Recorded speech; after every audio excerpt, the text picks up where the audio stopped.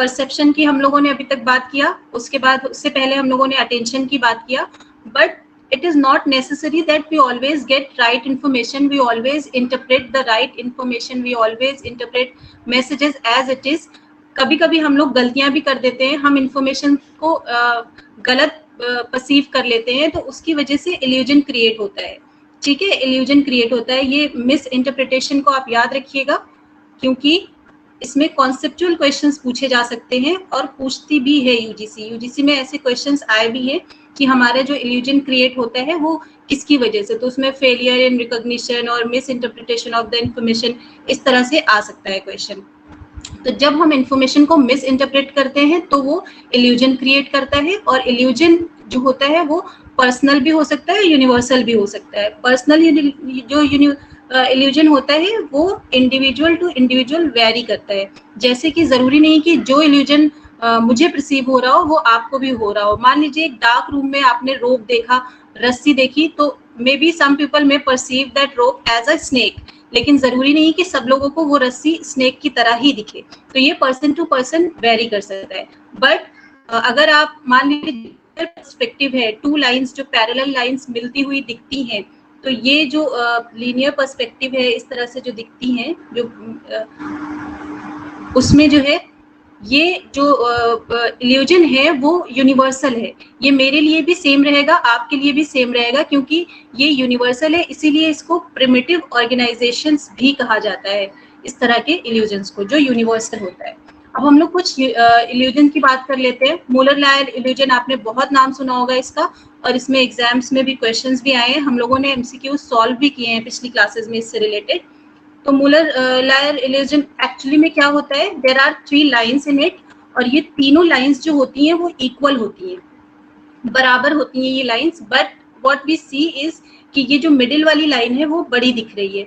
ऐसा क्यों हो रहा है? Because of these inverted fins and the protruding fins, मतलब जो फिन्स बाहर की तरफ निकल रही हैं और जो अंदर की तरफ जा रही हैं, इसकी वजह से एक इल्यूजन क्रिएट हो रहा है, और इस इल्यूजन की वजह से हम लोग जो बीच वाली लाइन है उसको बड़ा देख रहे हैं। ये मूलर और लायर ने इसको एक्सप्लेन इस तरह से किया कि जब हम लोग किसी बिल्डिंग को देखते हैं, किसी घर को देखते हैं, तो हम क्या करते हैं, जो उसके कॉर्नर्स होते हैं, अगर वो बाहर की तरफ निकले हुए होते हैं तो वो हमें दूर दिखाई देते हैं, डिस्टेंट दिखाई देते हैं, और जब वो इनवर्ड होते हैं, हमारी तरफ होते हैं, तो हमें पास दिखाई देते हैं। तो इसकी ही वजह से यहाँ पे एक इल्यूजन क्रिएट हो रहा है, और ये इल्यूजन क्रिएट कर रही है ये जो इन्वर्टेड और प्रोट्रूडिंग लाइंस हैं, फिन्स हैं, उसकी वजह से क्रिएट हो रहा है। तो मूलर-लायर इल्यूजन में क्या होता है, हम बिकॉज ऑफ द इन्वर्टेड और the protruding fins we see the same equal lines in different size. अब हम लोग नेक्स्ट देख लेते हैं कि कौन सा इल्यूजन है हमारे पास, हॉरिजॉन्टल और वर्टिकल इल्यूजन। इसमें क्या होता है, इसमें भी ये दोनों जो लाइंस हैं, ये दोनों लाइंस इक्वल है, but what we perceive is this line is larger than this line. ये वाली जो लाइन है इससे बड़ी दिख रही है। ऐसा क्यों हो रहा है? क्योंकि हम लोग क्या कर रहे हैं कि जो वर्टिकल लाइन है उसको ओवर एस्टिमेट कर रहे हैं कि ये बड़ी होगी, ये फ्रंट पे है, और ये हॉरिजॉन्टल पे है। तो हॉरिजॉन्टल पे हम लोग क्या कर रहे हैं, इसको छोटा हमें परसीव हो रहा है और ये बड़ा दिख रहा है। अब हम लोग पॉन्जो इल्यूजन की बात करते हैं, इसको पॉन्जो ने दिया है। ज्यादातर जो इल्यूजन्स है उनका जो नाम है उसका, उनके जिन्होंने उसको एक्सपेरिमेंट किया, जिन्होंने उसको प्रपोज किया, उनके ही नाम पर सारे इल्यूजन्स के नेम बने हुए हैं। तो पॉन्जो इल्यूजन में क्या होता है कि जो दो लाइंस होती हैं, यहाँ पे भी ये दोनों इक्वल लाइंस है, ये दोनों, लेकिन अगर आप देख पा रहे होंगे तो ये लाइन हमें बड़ी दिख रही है और ये लाइन छोटी दिख रही है। ऐसा क्यों हो रहा है? ये दोनों लाइंस तो आइडेंटिकल हैं, बट यहाँ पर जो लीनियर पर्सपेक्टिव वाला इल्यूजन है, यहाँ पे जो लीनियर पर्सपेक्टिव की ये जो कन्वर्जिंग लाइंस है, इसकी वजह से इसका जो कॉन्टेक्स्ट है वो डिफरेंट हो गया है। यहाँ पे ये कॉन्टेक्स्ट लार्जर है और यहाँ पे ये कॉन्टेक्स्ट नैरो हो गया है, बिल्कुल अंदर इन्वर्ट हो रहा है। तो इसकी वजह से क्या हो रहा है, ये लाइन वी परसीव बिग, हमें ये लाइन बड़ी दिख रही है और ये लाइन हमें छोटी दिख रही है। तो दिस इज पॉन्जो इल्यूजन। अब हम लोग मून इल्यूजन की बात करते हैं। मून इल्यूजन जो है बहुत ज्यादा रिसर्च इस पे की जा रही है कि इसका एक्चुअल एक्सप्लेनेशन क्या है, क्यों होता है मून इल्यूजन। तो पहले हम लोग मून इल्यूजन को समझते हैं। जब आपने भी एक्सपेरिमेंट किया होगा, पर्सनली फील किया होगा कि जब चांद निकलता है, व्हेन द मून राइज, तो क्या होता है कि जो जब ये हॉरिजॉन पे होता है तो बड़ा दिखता है, और ये जब स्काई में चला जाता है तो छोटा दिखता है, चाहे रात हो या दिन हो। लेकिन अगर जब चांद आपको निकलता हुआ दिखेगा तो ये बड़ा सा लगेगा जब आपके हॉरिजॉन पे होगा, और जब ये ऊपर रहेगा, स्काई में रहेगा, तो छोटा दिखेगा। तो ऐसा इल्यूजन क्यों क्रिएट होता है, ये हमेशा से क्वेश्चन रहा है इस पर, और हमेशा से इस पर रिसर्च, ऑनगोइंग रिसर्च होती रही कि क्या है। तो इसके कुछ पॉसिबल एक्सप्लेनेशंस भी दिए गए हैं, लेकिन उसको बहुत ज़्यादा ये नहीं माना जाता है कि नहीं ये ही एक्सप्लेनेशन सही है। Still the research is going on. तो देखते हैं क्या दो एक्सप्लेनेशन है इसके। पहला तो है अपेरेंट डिस्टेंस थ्योरी। इसमें ये होता है कि जब आप मून को देख रहे होते हैं, चांद को जब ये निकल रहा होता है, आपके हॉरिजॉन पे होता है, तो देयर आर बैकग्राउंड लाइक पेड़ हैं, बिल्डिंग्स हैं, बहुत सारी वहाँ पे आसपास चीजें होती हैं जो भी सीनरी होती हैं। तो हमारा जो एंगुलर परसेप्शन होता है, एक तरह से अगर हम देखें तो वहाँ पे डेप्थ क्यूज हमें मिल रहे होते हैं, डेप्थ क्यूज। और डेप्थ क्यूज से हमें क्या, डिस्टेंस का तो पता चलता ही है, लेकिन डेप्थ क्यूज से हमें साइज का भी पता चलता है कि अगर हमारे कोई चीज बड़ी है तो वो हमें पास दिखेगी, और कोई चीज छोटी है तो वो दूर दिखेगी। तो डिस्टेंस यहाँ पे पता चल रही है, डेप्थ क्यूज क्रिएट हो रहा है, इसकी वजह से यहाँ पर ये इल्यूजन क्रिएट हो रहा है, चांद हमें बड़ा दिख रहा है। लेकिन जब ये ऊपर स्काई में जाता है तो यहाँ पर उसको कोई डेप्थ क्यूज नहीं मिल रहे होते हैं, हमारे पास कोई यहाँ पे बैकग्राउंड इंफॉर्मेशन नहीं है, कोई रिलेटिव कंपैरिजन करने के लिए कुछ नहीं है, तो ये हमें छोटा दिखेगा। फिर जो नेक्स्ट थ्योरी है जो इसको एक्सप्लेन करती है, उसमें ये कहा गया है कि हमारा जो एंगुलर है उससे नहीं डिटरमिन करता है कि हम किस वे में देख रहे हैं, किस तरह से, वो नहीं डिटरमिन करता है, बल्कि हम में जो है इसकी जो सराउंडिंग्स हैं उसकी वजह से हम इसको बड़ा या छोटा देखते हैं। जब आप स्मॉलर ऑब्जेक्ट से सराउंडेड होते हैं तो ये हमें बड़ा परसीव हो रहा है। यहाँ पर बैकग्राउंड में जब होगा तो कोई ऐसा खास नहीं है, तो ये स्मॉल है। यहाँ पे सब छोटे छोटे स्मॉलर ऑब्जेक्ट्स हैं, इसलिए ये बड़ा दिख रहा है। तो ये दो पॉसिबल एक्सप्लेनेशन है मून इल्यूजन के कि कैसे ये क्रिएट हो रहा है। बट स्टिल अभी क्वेश्चंस जारी है कि क्या हम लोग पॉसिबल इसका आंसर ढूंढ सकते हैं कि क्यों ये इल्यूजन क्रिएट होता है। अब हम लोग एक और देखते हैं, क्रॉस मॉडल इल्यूजन।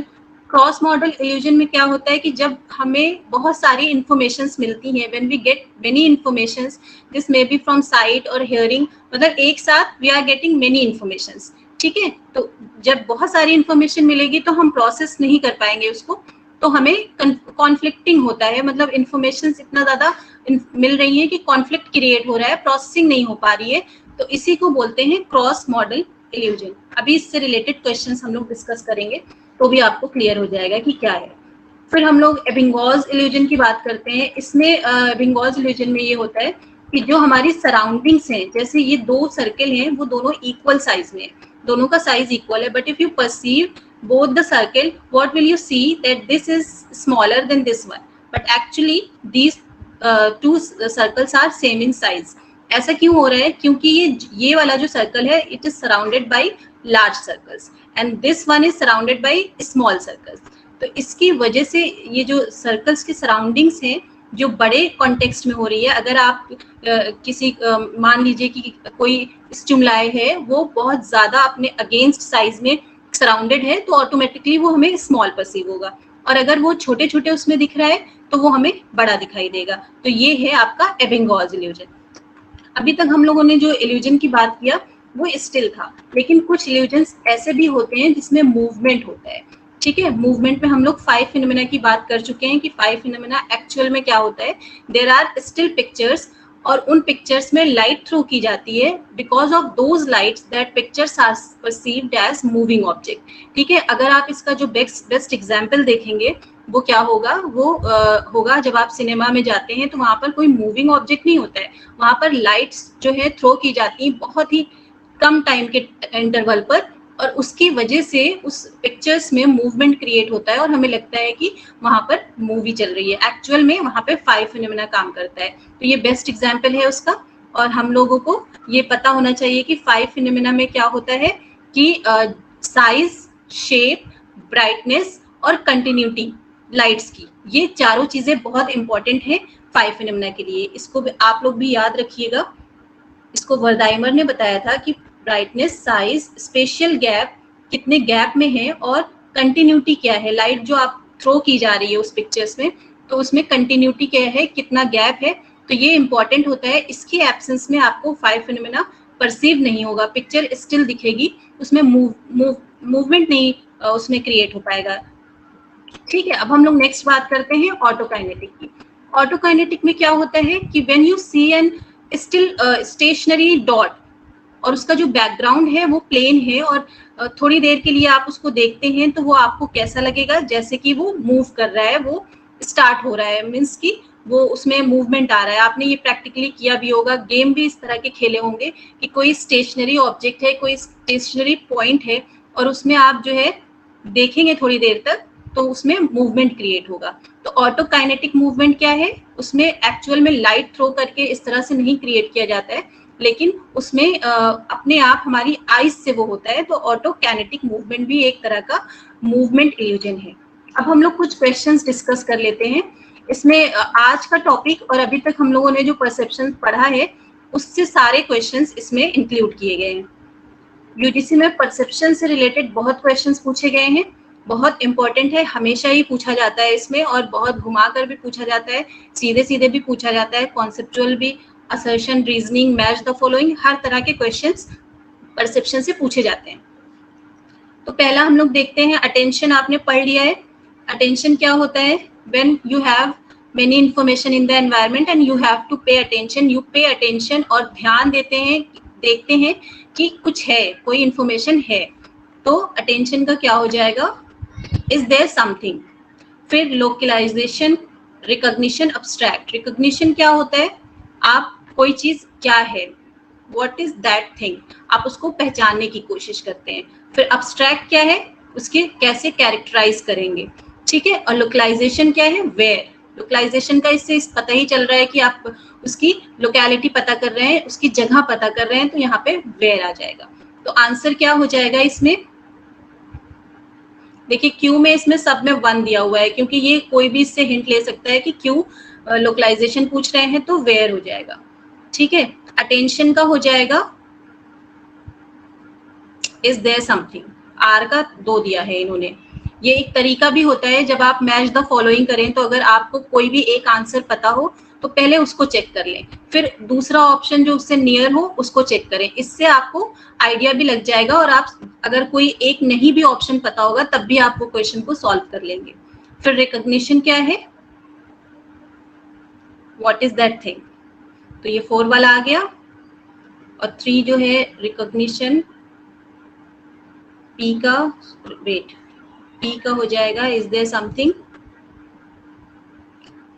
तो आंसर हो जाएगा 4, योर आंसर वुड बी 4। फिर हम लोग नेक्स्ट क्वेश्चन करते हैं, people who do well on embedded figure test are characterized to have dash perceptual cognitive style. जो लोग जिनको फिगर टेस्ट दिया जाता है वो बहुत अच्छा करते हैं, तो उनको कौन सी कॉग्निटिव स्टाइल में रखा जाएगा, उनको कौन सी वो कॉग्निटिव स्टाइल उनकी काम करेगी। तो कल हम लोगों ने देखा था फील्ड डिपेंडेंट और फील्ड इंडिपेंडेंट। फील्ड इंडिपेंडेंट जो होता है वो कॉन्टेक्स्ट से ज्यादा उसके यूनिट पर ध्यान देता है, कोई भी पिक्चर हो या उसके पास, ये प्रॉब्लम सॉल्विंग में भी काम करेगा। तो जब कोई इंफॉर्मेशन आती है तो वो उसकी स्मॉलर यूनिट को पहले एनालाइज करता है, फिर वो कंक्लूजन पे पहुंचता है। तो यहाँ पर जो अगर आप स्मॉलर यूनिट पर ध्यान देंगे तो कोई भी इंफॉर्मेशन छूटेगी नहीं, तो यही अच्छा करेंगे। फील्ड डिपेंडेंट तो ओवरऑल देखेंगे, उसमें कोई जो छोटी इंफॉर्मेशन है जिसको वो इग्नोर भी कर सकते हैं, लेकिन फील्ड इंडिपेंडेंट में ऐसा नहीं होगा, तो ये आंसर हो जाएगा सी। फिर हम लोग बात करते हैं 5 फिनोमेना की, ये इसके पीछे कौन सा प्रिंसिपल काम करता है। तो अभी हम लोगों ने देखा है इल्यूजन ऑफ ब्राइटनेस भी काम करता है, डिस्टेंस भी काम करता है, साइज भी। तो अब आप आंसर इसमें कैसे लगाएंगे, यूजीसी में ऐसा बिल्कुल डिफरेंट ऑप्शंस नहीं देते हैं, सिमिलर देते हैं और उससे रिलेटेड भी, लेकिन इसमें ये अगर आप देखें ये तीनों इल्यूजन क्रिएट कर रहे हैं। तो ओवरऑल क्या है, 5 फिनोमेना इल्यूजन ऑफ मूवमेंट है। तो आंसर क्या होगा, क्योंकि ये 5 फिनोमेना जो है, आंसर क्या होगा, डी होगा। 5 फिनोमेना एक मूवमेंट का इल्यूजन है, उसमें फिर आपका ये सब इल्यूजन क्रिएट हो सकता है, लेकिन ये ब्राइटनेस, डिस्टेंस और साइज का इल्यूजन होगा, ये डिफरेंट होगा। तो ओवरऑल 5 फिनोमेना क्या है, इल्यूजन ऑफ मूवमेंट। अभी हम लोगों ने देखा भी इसको। While traveling in a train, nearby object appear to move faster in the opposite direction. Then do far away objects. This phenomena is called, कल हम लोगों ने देखा था कि जब हम लोग ट्रैवल करते हैं तो जो हमारी पास की चीजें होती हैं that moves in opposite direction and faster, and जो दूर की चीजें होती हैं वो सेम डायरेक्शन में मूव करती हैं और धीरे धीरे चलती हैं, वो हमारी ही डायरेक्शन में होती हैं, और इससे हमें डिस्टेंस का पता चलता है। तो ये क्या हो जाएगा? ऑटोकाइनेटिक भी बहुत सारे लोग लगा सकते हैं क्योंकि सोचेंगे कि ये ऑटोकाइनेटिक इन्फॉर्मेशन मिल रही है, स्टिल में मूवमेंट दिख रहा है, परसेप्शन ऑफ मूवमेंट भी, लेकिन एक्चुअल में ये आपको पता है कि क्या है, ये मोशन पैरालैक्स है। तो आंसर क्या हो जाएगा? डी हो जाएगा। 5 फिनोमेना तो हो ही नहीं सकता क्योंकि लाइट थ्रो करके स्टिल पिक्चर को उसमें क्रिएट करते हैं मूवमेंट। फिर हम लोग देखते हैं जो हमारा ब्रेन है वो कैसे परसेप्शन करता है, क्यों करता है, मतलब क्या कंस्ट्रक्ट करता है कि इंफॉर्मेशन वहां पे प्रोसेस होती है और परसेप्शन होता है। तो sensations are disassembled into information bits. जो हमें सेंसेशन सेंसरी इंफॉर्मेशन मिलती है वो पहले क्या होती है, छोटे छोटे इंफॉर्मेशन बिट्स में डिसएम्बल्ड होती है। फिर neuromuscular cues from the greater inward turn the eyes view a near object. जो हमारे न्यूरोमस्कुलर क्यूज हैं वो क्या करते हैं, हमारी आइज को इन्वर्ट करते हैं पास की चीजों के लिए। ये हम लोगों ने मोनोक्यूलर क्यू में बाइनोक्यूलर क्यू में समझा था, ठीक है। फिर brain resembles information into its own functional model. तो ब्रेन क्या करता है, इसका अपना एक फंक्शनल मॉडल है, उसके अकॉर्डिंग इंफॉर्मेशन को प्रोसेस करता है, उस पर काम करता है। और perception is merely projecting the world onto our brain. Yes, हम लोग क्या करते हैं, परसेप्शन क्या करते हैं, प्रोजेक्ट करते हैं हमारे ब्रेन पर। तो आंसर क्या हो जाएगा? बी नहीं होगा। बी में आप बाइनोकुलर क्यूज की बात कर रहे हैं, उसमें हमारा ब्रेन कैसे कंस्ट्रक्ट कर रहा है परसेप्शन को, उसकी बात नहीं कर रहे हैं। यहाँ पे आपको इन्फॉर्मेशन मिलेगी, आईज इनवर्ड होगा, आउटवर्ड होगा, उसके अकॉर्डिंग परसीव करेंगे आप। यहाँ पे इंफॉर्मेशन कैसे बन रही है, परसीव हो रही है, ब्रेन प्रोजेक्ट कर रहा है, अपना फंक्शनल काम कर रहा है, उसको डिसेंबल कर रहा है। तो ये 3 आंसर होंगे। तो आंसर वुड बी डी। ये सारे क्वेश्चंस यूजीसी में पूछे जा चुके हैं। When a background interference procedure was used experimentally, the following findings became apparent. क्या हुआ जब आपने बैकग्राउंड इंटरफेरेंस प्रोसीजर में यूज किया एक्सपेरिमेंट में, तो क्या फाइंडिंग्स मिली? Field independent person did better than field independent, field dependent person did better than field independent, both field independent and field dependent person did equally well, और ये क्या है, इंडिपेंडेंट पर्सन होगा, ये एफ होना चाहिए, यहाँ पे मिस प्रिंट हो सकता है। Field independent person enhanced the performance of all subject. तो क्या हो जाएगा, अभी हम लोगों ने देखा था फील्ड इंडिपेंडेंट और फील्ड डिपेंडेंट। हमेशा फील्ड इंडिपेंडेंट अच्छा करेगा, बैकग्राउंड इंटरफेरेंस उस पर इफेक्ट नहीं डालेगा क्योंकि वो स्मॉलर यूनिट में टाइनी इंफॉर्मेशन पर भी ध्यान देता है। कौन देता है? Field independent. तो answer would B A.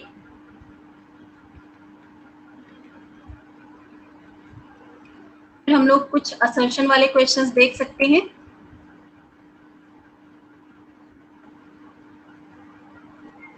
Assertion वाले क्वेश्चंस में है, पहला जो असर्शन है, a major function of the perceptual system. आपको पता है परसेप्चुअल सिस्टम हमारा कैसे हम क्यूज लेते हैं, कैसे ऑर्गेनाइज करते हैं इंफॉर्मेशन को, कैसे उसको परसीव करते हैं, is to keep the appearance of the objects the same in spite of change in the stimuli. So when we see something, अगर वो स्टिमुलस में चेंज भी हो रहा है, बट जो कॉन्स्टेंसी की बात किया था हमने, ब्राइटनेस कॉन्स्टेंसी, शेप कॉन्स्टेंसी, और एक क्या थी, साइज कॉन्स्टेंसी, तो वो हम लोग सेम परसीव करते हैं। अगर स्टिमुलाई में चेंजेस होते हैं तब भी, दूर चली गई या पास आ गई या उस पर लाइट इफेक्ट डिफरेंट पड़ रहे हैं, तब भी हम उसे एज इट इज परसीव करेंगे। तो ये सही है, ट्रू है, हमारा परसेप्चुअल सिस्टम इसी तरह से काम करता है। फिर the posterior brain system selects objects on the basis of location, shape और colour, and the anterior system is responsible for guiding the process. तो ये भी सही है, हमारा जो ब्रेन है, हम लोग ब्रेन भी पढ़ेंगे फिजियोलॉजी में, और उसमें फिर देखेंगे कि ब्रेन के कितने पार्ट्स हैं, फ्रंटल लोब है, टेम्पोरल लोब है, ऑक्सीपिटल लोब है, बहुत सारे 4 लोब्स हैं उसमें, और 2 हेमिस्फीयर हैं। तो हम लोग ब्रेन का स्ट्रक्चर और फंक्शन पढ़ेंगे, उसके नोट्स मैंने आप लोगों को प्रोवाइड किए हैं, but we will discuss brain later, ठीक है, उसके फंक्शंस भी तब हम लोग देखेंगे। लेकिन ये सही है, ब्रेन का जो पोस्टीरियर सिस्टम है वो शेप्स, कलर्स और लोकेशन को डिटरमिन करता है, और एंटीरियर सिस्टम गाइडिंग प्रोसेसेस है। तो दोनों सही है, but is it explaining reason is explaining A? I don't think so, because यहाँ पर परसेप्चुअल सिस्टम की बात हो रही है कि कैसे हमारा परसेप्चुअल सिस्टम काम करता है, और यहाँ पर ब्रेन का काम बता रहे हैं कि ब्रेन कैसे हमारे दो पार्ट्स को लोकेट करता है, एंटीरियर सिस्टम और पोस्टीरियर सिस्टम। अगर ब्रेन में यहाँ पे ये बताया जाता कि जो हमारा परसेप्चुअल सिस्टम है वो कैसे ब्रेन में काम करता है, तो उसका सही एक्सप्लेनेशन होता। लेकिन यहाँ पर परसेप्चुअल सिस्टम को एक्सप्लेन नहीं कर रहे हैं, ब्रेन के दो पार्ट्स को बताया जा रहा है कि ये पार्ट्स इसके लिए रिस्पॉन्सिबल है और ये पार्ट इसके लिए रिस्पॉन्सिबल है। तो ये एक्सप्लेनेशन नहीं है इसका, लेकिन सही है दोनों। तो आपका आंसर हो जाएगा बी।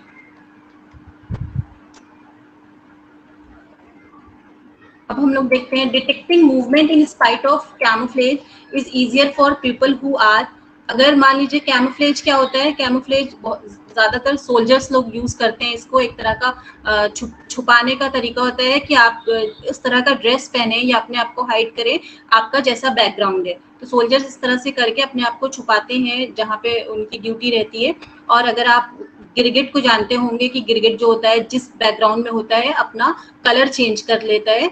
तो ये इस तरह का जो कैमोफ्लेज होते हैं उसको कौन से स्टाइल वाले लोग डिटेक्ट कर लेंगे, उनका मूवमेंट डिटेक्ट करने की बात क्यों हो रही है?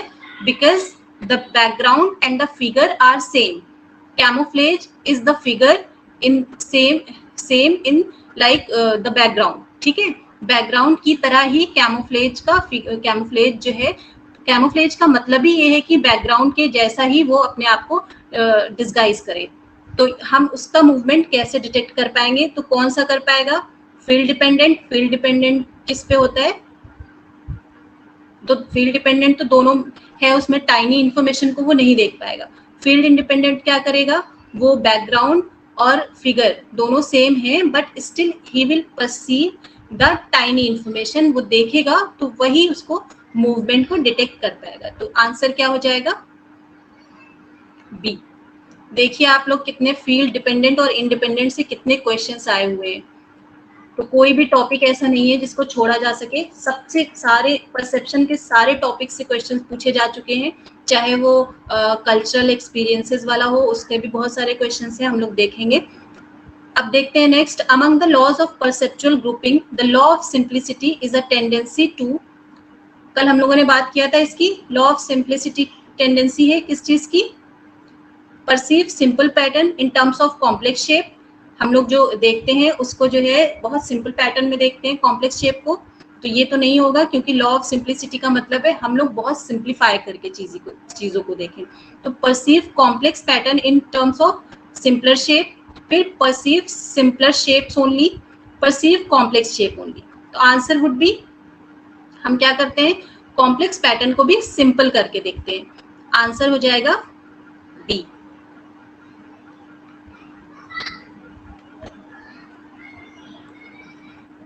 अब हम लोग मैच द फॉलोइंग वाले देख लेते हैं। मैच द फॉलोइंग का आइडिया हमने आपको दे दिया है कि कैसे करते हैं उसको सॉल्व। हॉरिजॉन्टल वर्टिकल इल्यूजन अभी हमने देखा क्या होता है, इस तरह से होता है। जो ऊपर वाला है, जो हायर वाला है ऑब्जेक्ट, वो हमें बड़ा दिखेगा और ये वाला छोटा दिखेगा। एटमॉस्फेरिक पर्सपेक्टिव हम लोगों ने देखा था, उसमें क्या होता है कि ब्लरी चीजों की वजह से एटमॉस्फेयर में अगर ब्लर है बहुत ज्यादा तो हमें चीजें बहुत अच्छे से क्लियर से नहीं दिखेंगी और डिस्टेंस का पता चलेगा। लेकिन जब आपको मैच द फॉलोइंग या कोई भी क्वेश्चन दिया जाता है तो एज इट इज उसका एक्सप्लेनेशन नहीं दिया जाता है, उससे रिलेटेड टर्म्स दिए जाते हैं। जैसे अगर आज यहाँ पे एटमॉस्फेरिक पर्सपेक्टिव है तो जैसा आपने पढ़ा था वैसा ही नहीं देंगे। जैसे कि इसका एग्जाम्पल, इसका जो राइट मैच द फॉलोइंग होगा वो होगा the farther away objects are the less distinctly they are seen. क्यों? जितना ज्यादा दूर होगी कोई चीज उतना ज्यादा क्लियर नहीं दिखेगी। तो बी का हो जाएगा 4। फिर कन्वर्जेंस आपको पता है, हमारी आईज जो है इनवर्ट की तरफ कन्वर्ज करती है, तो सी का हो जाएगा 1। Our eyes turn inward toward one another in order to see close object. फिर फिगर बैकग्राउंड आपने देखा है कि हम लोग मेनली फिगर को देखते हैं। जिस चीज को हम लोग फोकस करके देखते हैं वो हमारा फिगर होता है, जिसको हम लोग बैकग्राउंड में कर देते हैं वो हमारा बैकग्राउंड होता है। लेकिन यही सेम ऐसे नहीं आएगा, इसका होगा answer what we perceive often is based more on what goes on in a mind। हम लोग किस चीज को एज अ फिगर देख रहे हैं ये हमारी पर्सनल एक्सपीरियंसेस पर डिपेंड करेगा। आप अभी अपनी स्क्रीन पर फोकस कर रहे हैं, ना कि अपने कीबोर्ड पर फोकस कर रहे हैं। आप अभी यहाँ पर क्या लिखा है उस पर फोकस कर रहे हैं। तो ये आप क्या है, आपके जो माइंड में चीजें हैं, जो एक्सपेक्टेशंस हैं, या आपकी जो यहाँ पे आने का उद्देश्य है, उसकी वजह से आप इसको देख रहे हैं। तो वो आपका फिगर हो गया। तो डी हो गया सेकंड। तो आंसर वुड बी,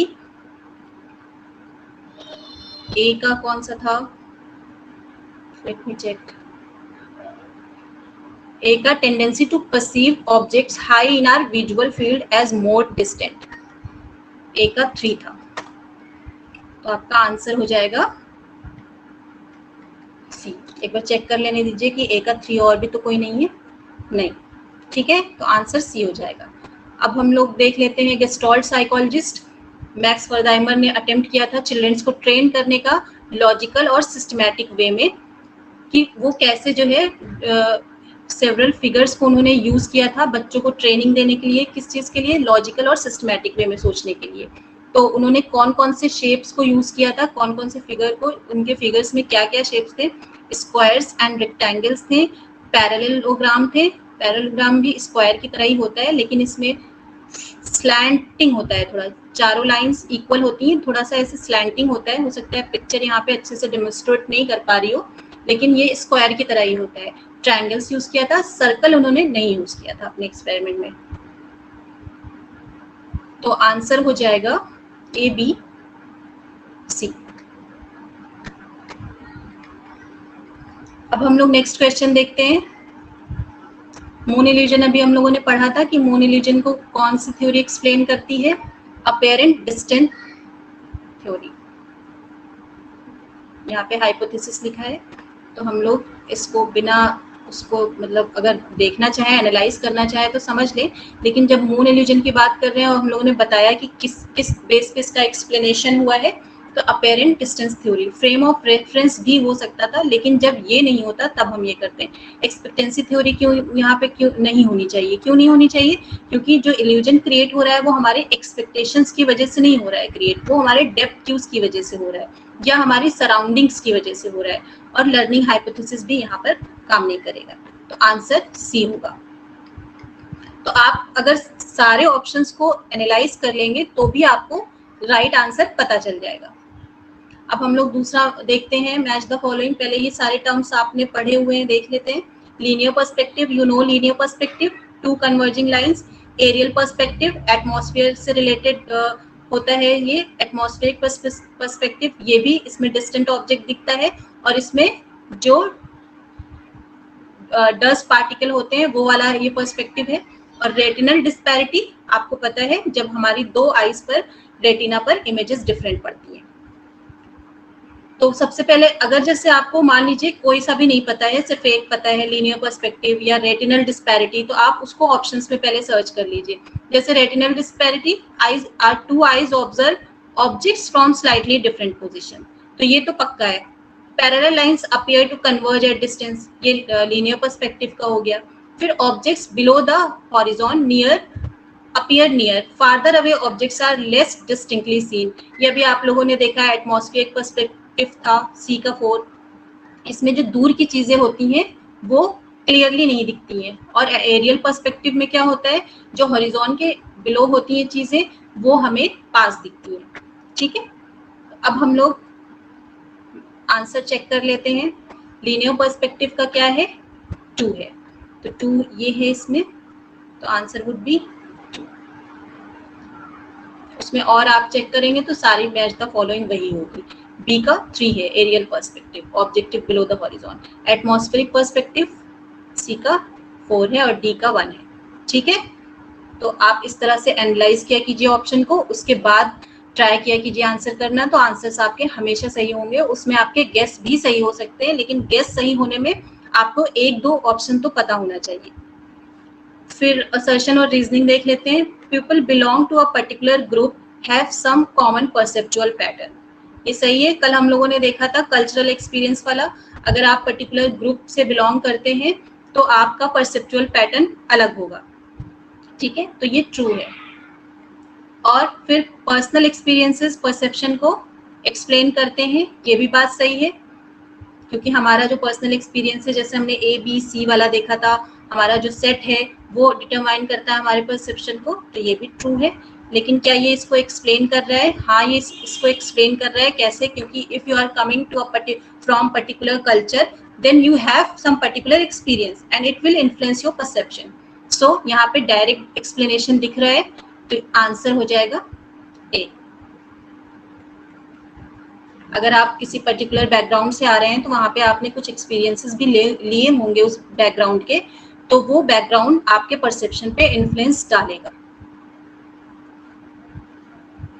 फिर हम लोग दूसरा देख लेते हैं। Participants of a study were shown novel geometric shapes. Geometric shapes आपको पता है, and served as target. Participants were quicker to recognise the fragment as part of the original target. तो ये एक एक्सपेरिमेंट है जिसमें क्या हुआ, ज्योमेट्रिकल फिगर्स दिखाए गए, शेप्स दिखाए गए और उसको टारगेट की तरह बनाया गया और उनसे पूछा गया कि क्या वो शेप्स को रिकॉग्नाइज कर पाएंगे, और उन्होंने रिकॉग्नाइज कर लिया फ्रेगमेंट्स में भी। मतलब उसके जो पार्ट्स थे उस फिगर के, जो ज्योमेट्रिकल शेप्स थे, ट्रायंगल, रेक्टेंगल, जो भी, तो उसको उन्होंने छोटे छोटे पार्ट्स में भी रिकॉग्नाइज कर लिया।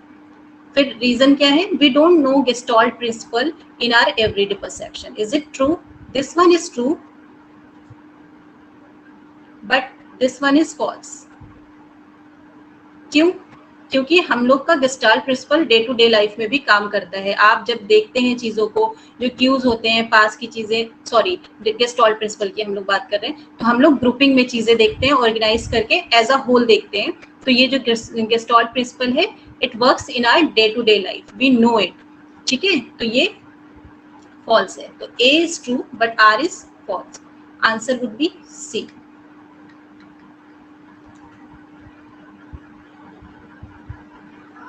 अब हम लोग बात करते हैं मैच द फॉलोइंग की। फिर से आ गया मून इल्यूजन। क्वेश्चंस जो है यूजीसी में बहुत सारे रिपीट भी हुए हैं। एक ही क्वेश्चन को दूसरी लैंग्वेज में भी पूछा गया है, लैंग्वेज चेंज करके भी पूछा गया है, ऑप्शंस चेंज करके भी पूछा गया है। तो क्वेश्चंस बहुत बार रिपीट भी हुए हैं। अगर आप पूरे एमसीक्यूज जो यूजीसी में पूछे गए हैं उसको सॉल्व कर लेंगे, तब भी आपका प्रिपेयर हो जाएगा सारा टॉपिक। जैसे अगर आपने मून इल्यूजन क्वेश्चंस को सॉल्व किए हैं तो आपको पता चल गया है, तो ये आप नेक्स्ट उसमें कर लेंगे। तो देख लेते हैं क्या क्या है। कन्वर्जेंस, अगर आपको मान लीजिए इसमें से आइडिया नहीं है तो हम लोग कैसे स्टार्ट करेंगे, जिसको हमें पता हो। कन्वर्जेंस क्या है? कौन सा क्यू है? बाइनोक्यूलर क्यू है। हम लोगों ने इसको देखा था। कन्वर्जेंस जो है बाइनोक्यूलर होता है, फिजियोलॉजिकल होता है। एरियल पर्सपेक्टिव क्या है? मोनोक्यूलर क्यू है। फिर मून इल्यूजन इफेक्ट क्या है? अगर इल्यूजन हो रहा है तो ऑप्टिक इल्यूजन, पोन्जो इल्यूजन भी, लेकिन पोन्जो इफेक्ट भी क्या है? ऑप्टिक इल्यूजन है, ऑप्टिकल इल्यूजन है। तो अब आप क्या करेंगे? मून इल्यूजन को तो साइज भी, रिलेटिव साइज हाइपोथेसिस भी एक्सप्लेन करती है, क्योंकि साइज का ही तो डिफरेंस आ रहा है। तो अब आप ऐसी सिचुएशन में आंसर्स चेक करेंगे जो आपको पता हो। जैसे कन्वर्जेंस है बाइनोक्यूलर, ए का कौन सा हो जाएगा? 3 हो जाएगा। ठीक है, और आपको एरियल पर्सपेक्टिव पता है, बी का 1 हो जाएगा। तो ये आंसर हो जाएगा। सी का कौन सा हो जाएगा? पोन्जो इफेक्ट 2, रिलेटिव साइज हाइपोथेसिस, और मून इल्यूजन हो जाएगा ऑप्टिकल इल्यूजन। ठीक है, तो आंसर क्या हो जाएगा? डी। अब हम लोग नेक्स्ट क्वेश्चन देखते हैं। Perception remains constant although the proximal sensation changes. ठीक है, कॉन्स्टेंसी वाली बात हो रही है। हमारा परसेप्शन, अगर हमारी जो सेंसेशंस हैं उसमें चेंजेस हो रहे हैं, तब भी परसेप्शन सेम रहता है। ठीक है, कांस्टेंट रहता है। Our perceptual system has mechanism that adjust our perception of the proximal stimulus. तो हमारा जो परसेप्चुअल सिस्टम है वो मैकेनिज्म है, एक तरह का उसके पास सिस्टम है जो क्या करता है, वो एडजस्ट करता है जो भी पास के स्टिमुलस होते हैं उनके लिए और जो दूर के होते हैं उनके लिए, और कांस्टेंट रहना है। तो दोनों सही है, और ये एक्सप्लेन कर रहा है इसको ठीक से, क्योंकि यहाँ पे बता रहा है कि प्रॉक्सिमल स्टिमुलस में चेंजेस होते हैं, तब भी जो है परसेप्शन रिमेन होता है। क्यों रिमेन होता है? क्योंकि इसका एक मैकेनिज्म काम करता है जो उसको एडजस्ट करता है हमारे परसेप्शन को। तो क्या है answer? A.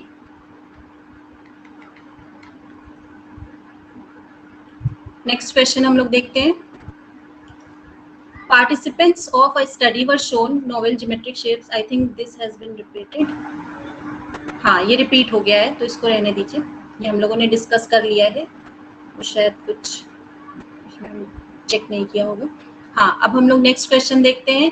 Belonging people to a particular group have some common perceptual pattern. अभी देखिए ये क्वेश्चन हम लोगों को दूसरी तरह से पूछा गया था कि अगर आप पर्टिकुलर ग्रुप से बिलोंग करते हैं, ये भी शायद रिपीट हो गया है। I am sorry, I don't know why the questions are being repeated.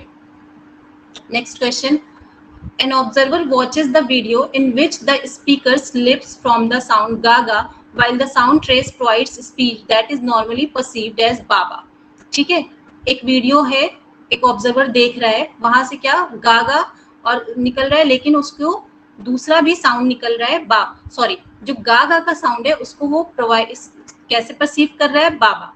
फिर the conjunction of these conflicting sources produces the perception of डाडा। ये गागा और जो बाबा है उसकी वजह से कॉन्फ्लिक्ट प्रोड्यूस हो रहा है और उसकी वजह से साउंड का क्या परसेप्शन हो रहा है, डाडा। Which integrates these information and result in which illusion. ये जो इन्फॉर्मेशन मिल रही है इसको इंटीग्रेट करके कॉन्फ्लिक्ट बन रहा है और कौन सा इल्यूजन क्रिएट हो रहा है। इसकी बात हम लोगों ने अभी किया था, इसकी बात की थी हम लोगों ने cross modal illusion. Size is related to the size, Muller Lyer is related to the inverted fins and visual illusion is optical illusion. तो यहाँ पे क्रॉस मॉडल इल्यूजन हो जाएगा। Answer would be D. ठीक है, आप लोगों को